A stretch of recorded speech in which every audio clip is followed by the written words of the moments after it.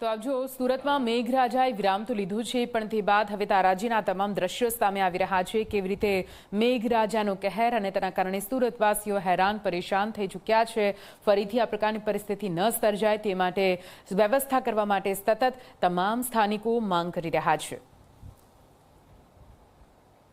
મગોબ વિસ્તારમાં આવેલ ઋષિ વિહારની પાછળ એ શિવમ હાઇટ્સ અને સત્યમ એ બિલ્ડિંગ એ એપાર્ટમેન્ટ ત્યાં હું પહોંચ્યો છું અને ત્યાં જોઈ શકાય છે વરસાદી પાણી અને એ ખાડીના પાણી જે અહીંયા ભરાયા હતા હજુ પણ એ પાણી સંપૂર્ણ ઓછરા નથી. એ બિલ્ડિંગનો ગેટ જે છે એ ગેટની બહારનો રસ્તો હજુ પણ પાણીમાં ગરકાવ છે અને સાથે જે પાણી અહીંયા ભરાયું હતું એ કોટ આખો જે ગેટનો જે છે એ ડૂબી ગયો હતો. એટલું પાણી કે જેના કારણે સૌથી વધારે નુકસાન પાર્કિંગમાં રહેલા એ વાહનો ટુ વ્હીલર એ ફોર વ્હીલરને થયું છે અને અહીંયા ગંદકી જોઈ શકાય છે, એ માટી જોઈ શકાય છે કે જેના કારણે અહીંયા લોકો ચાલીને નીકળે તો એ પડવાનો ભય. આ જે છે દ્રશ્યો અહીંયા જોઈ શકાય છે. આ શિવમ હાઇટ્સ એ બિલ્ડિંગ એના પાર્કિંગમાં વાહનો ખસેડવાનો સમય પણ કદાચ આ સ્થાનિકોને મળ્યો નહીં. જે પાર્કિંગની જગ્યા સ્થાનિકોએ જે છે એ બનાવી દીધી ત્યાં એ કોમન સ્પેસ હાઇટ ઉપર આવતો હોવાને લઈને ત્યાં ટુ વ્હીલર ફોર વ્હીલર ચડાવી, જેથી કરીને એટલું નુકસાન તો ઓછું થાય એ પ્રયાસ કરાયો. પણ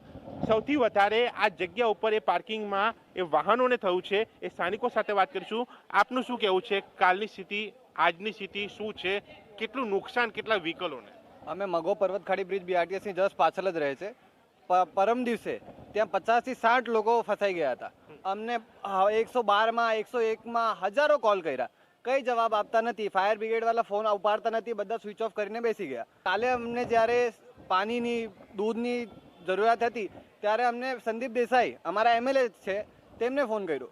તે પહેલી જ વારમાં ઉપાડીને કે હા હું આવીશ, હા સત્યમ અપાર્ટમેન્ટમાં હું આવીશ, શિવમમાં હું આવીશ, પણ કોઈ આવ્યો નહીં. આ આશ્વાસન અમારા એમએલએ આપે છે પણ કોઈ કામ કરતા નથી. 40 કલાક થઈ ગયા, 40 કલાકથી પવન નહીં. અમે અંધારામાં બેઠા છે, પીવાનું પાણી પણ નહીં મળ્યું હજી સુધી. હું તો એ જ કહીશ કે કોર્પોરેશન વાળાની જે ભૂલો છે એનું અમે દર વર્ષે ભોગવીએ છીએ અને કોર્પોરેશનના જે કોર્પોરેટર હોય છે એ ફક્ત કહીને જાય છે કે અહીંયા આમ કરીશું ને તેમ કરીશું, પણ જે કોર્પોરેશનવાળાએ પૈસા ખાઈને જે ખાડીઓ ભરેલી છે અને જે ખાડીઓ બંધ કરેલી છે એના લીધે બધી પ્રજા જે દુઃખી થાય છે એને કોર્પોરેશનના કર્મચારીએ જવાબ આપવો પડશે. કોર્પોરેશન તો કંઈ કરતું નથી. અમે અમારા સ્વ ખર્ચે લાવીને સાફ સફાઈ અને રોગચાળો ન ફેલાય એના માટે અમે કામગીરી કરીએ છીએ. આપણે લિફ્ટમાં પાણી ભરાયેલું છે, એ પાણી કાઢવા માટે અમે મશીન મંગાવેલું છે. પ્લસ આ જે પીવાનું પાણી જે ખરું ટાંકી મોટી ખરી ને અંડરગ્રાઉન્ડ, એને પણ પાણી કાઢવું જ પડશે. ત્યારે એસએમસીનું નવું પાણી આવશે, એના માટે અમે આ મશીન મંગાવ્યું. એસએમસીનું પાણી આવે છે કે નહીં? અત્યારે આવે છે. માંગ તો એ જ કે ભાઈ અમારે જે નુકસાન થયું છે એ ભરપાઈ કરી આપે. આવતા વર્ષે ન થાય નુકસાન એના માટે કોઈ પગલાં લે. દર વર્ષે અમે આ નુકસાન ભોગવીએ.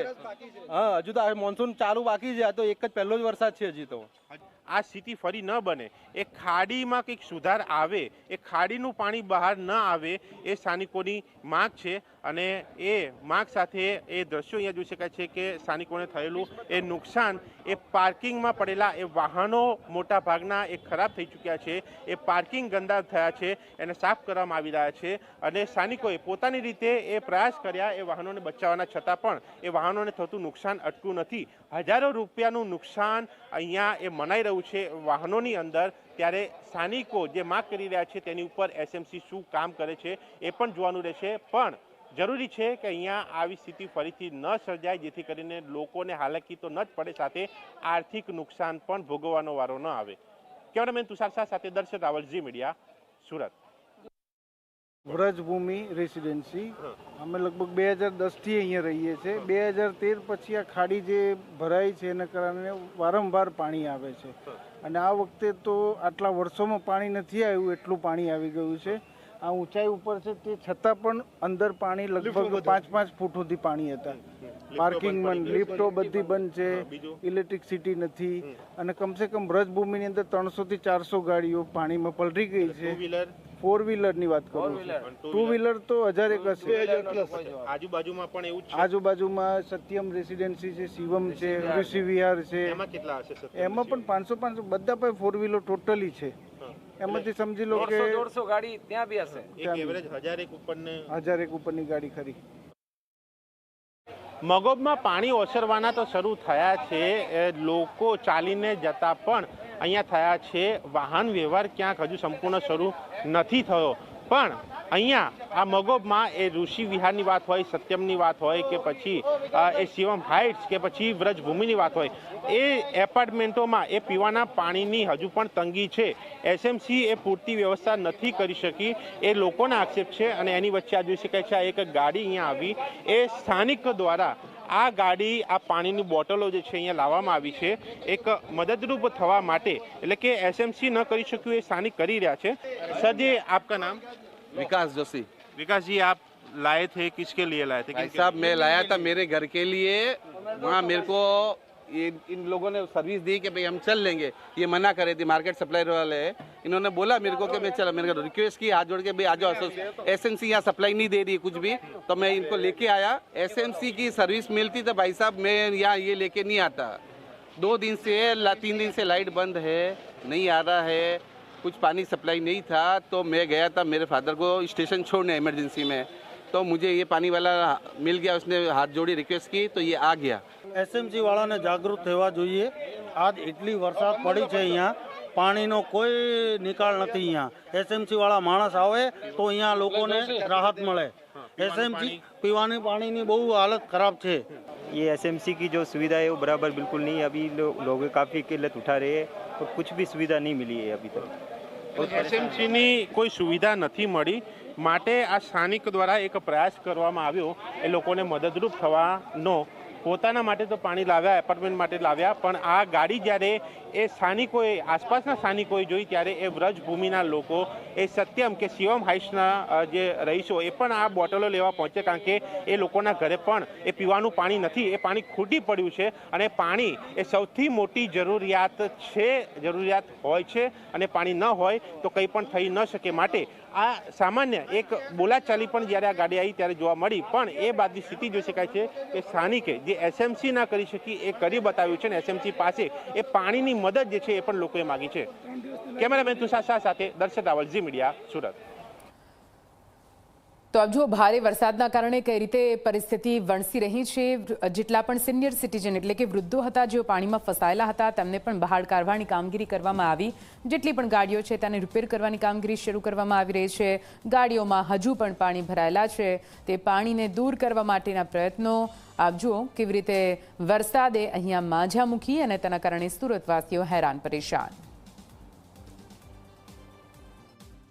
સુરતમાં આવેલ મગોબ વિસ્તારમાં હું છું કે જ્યાં હજુ પણ હાલાકી યથાવત છે.